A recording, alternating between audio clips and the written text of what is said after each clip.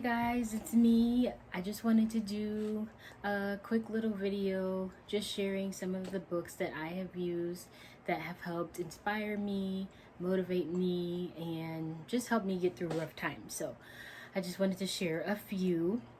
And I know everybody is not big on reading, but there are ebooks, there are audiobooks, and books are just a really good way to hear somebody else's point of view on a subject and just get some inspiration and also remind you that you're not the only person going through the things you're going through. So these are just some of the books that I have used. One of them is Silent Seasons, and this was actually a gift from my cousin. The author is Heather Love. You can see her on the back. She is somebody that I follow on Instagram. She's very inspirational. She is a faith-based, motivational speaker. She's a pastor. She is a Christian. But although I don't technically identify as Christian, I still feel that she has a lot of valuable lessons and has had a lot of experiences that are similar to mine. And so this book was very helpful to me, just in reminding me about when I'm feeling like the silent season is, it's called Trusting God When You Don't Understand. And for me, it was helpful because there are a lot of times where I feel like I'm in a silent season, meaning I feel like nothing is happening. I feel like I'm in a rut. I feel like I'm stuck. I feel like I don't know what to do. I feel like I know what I want to do something. I just don't know exactly what it is.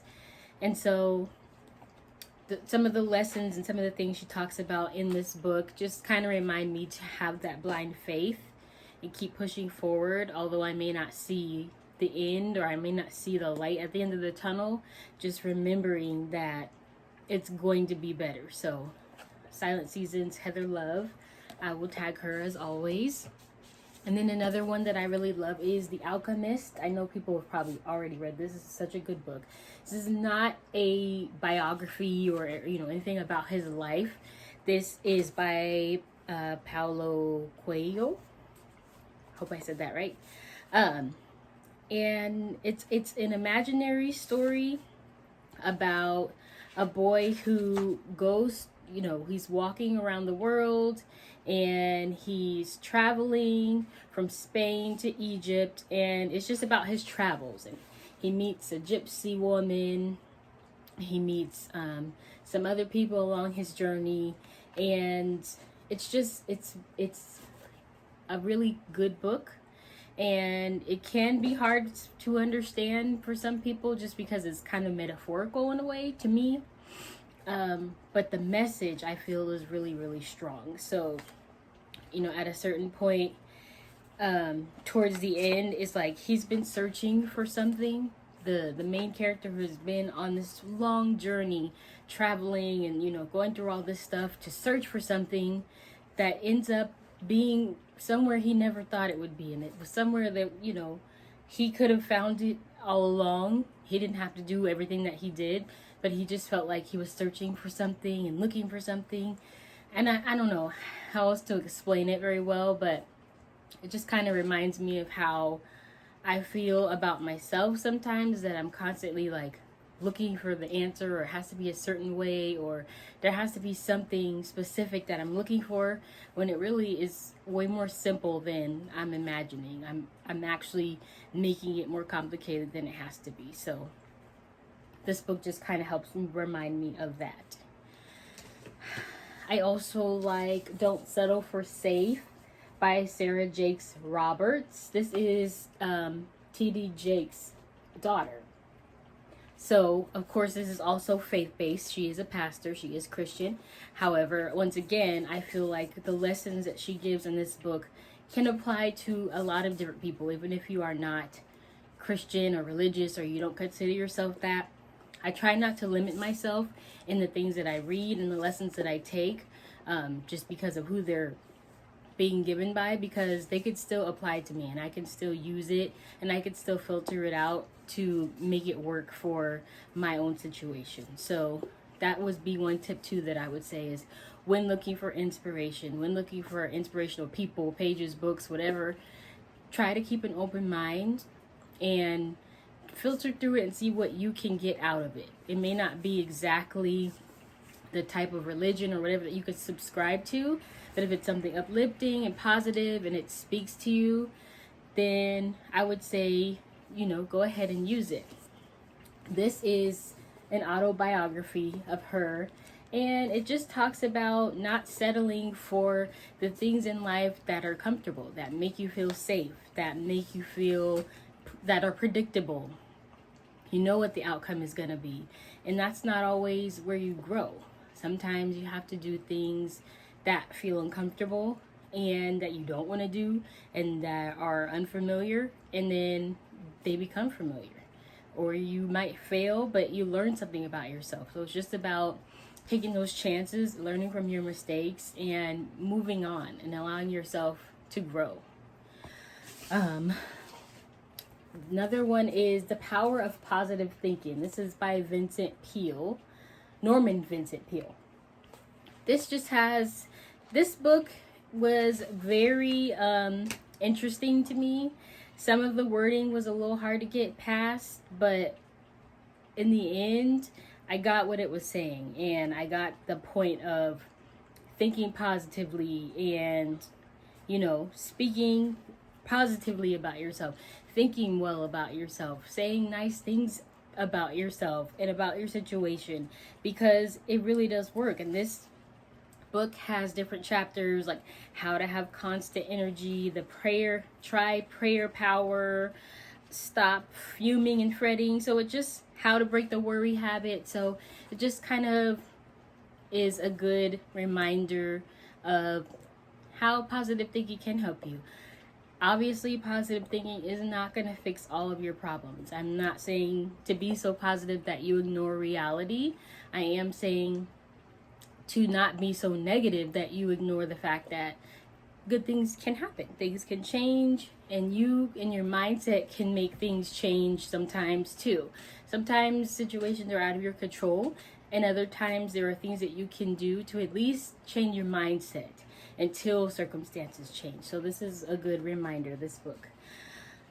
And lastly, Wholeness by Torrey Roberts. And this is Sarah Jakes Roberts' husband, the woman from the other book. And this is also kind of autobiographical of his life, and what he feels it takes to be whole as a person. And it's more so focused on being whole before you get into a relationship, before you get married and do all of those things. It's about being whole within yourself, knowing who you are, healing, old wounds and traumas that may hinder your future relationships, so that you can have healthy relationships, even in friendship. Some of your old wounds may hinder your friendship. So this is a good book, just talking about his life and also motivating people to be honest and be real and just work through your traumas, and don't try to just sweep them under the rug, because they will come out eventually in some way, in a way you may not even realize. So it's always good to just work on that. Being whole as an individual, not counting on another person to complete you. I know we all hear that saying, two halves make a whole. And then I know we've also heard, no, two wholes make a whole. I do believe more so that a whole person and a whole person is a better match than two people looking for someone else to fill voids and all those types of things, because it puts a lot of pressure on other people. So just getting whole within yourself, I think, is really helpful, and it just would be beneficial in all relationships. And then one more book that I have is called Constantly Craving. This is by Marilyn Nieberg. This one is also a little more faith-based, but I like it because at the time that I was reading it, I was constantly craving. So she's basically talking about in every stage of our lives, we're always looking for some more. We're always looking for more out of our marriage, our job, our family, ourselves, and we're just never content with how things are, and just constantly craving for something new or something, whatever. We don't even know sometimes what we're craving. We're just craving stuff. And so this book kind of helped me make sense of where that craving comes from and how to work with it. And I think that's the main theme of all these books, is learning how to work with the things that, the things that come up in my daily life, the things that have occurred in my life that cause problems sometimes. Like sometimes they just cause problems, insecurities, whatever it may be. Sometimes it causes an issue and I may not even know where it stems from. And so these books don't, like, every single thing in the book doesn't always relate to me and I don't always relate to it. But there are bits and pieces in all of these books that are really eye-opening. If you're ready to see it, they can be really helpful for you, So that's just my own perspective. Again, I don't I know that everybody doesn't like reading. It's not their thing. But just if you have been wanting to, or if you like maybe ebooks instead, or if you drive or do stuff where you can listen to an audiobook, try it out. Even podcasts, try it out and see what you think about that. But just keep, as I always say, keep an open mind, because you don't know where you might find what you need. It may not be what you think. It may not be where you think. So just keep in mind to have an open mind.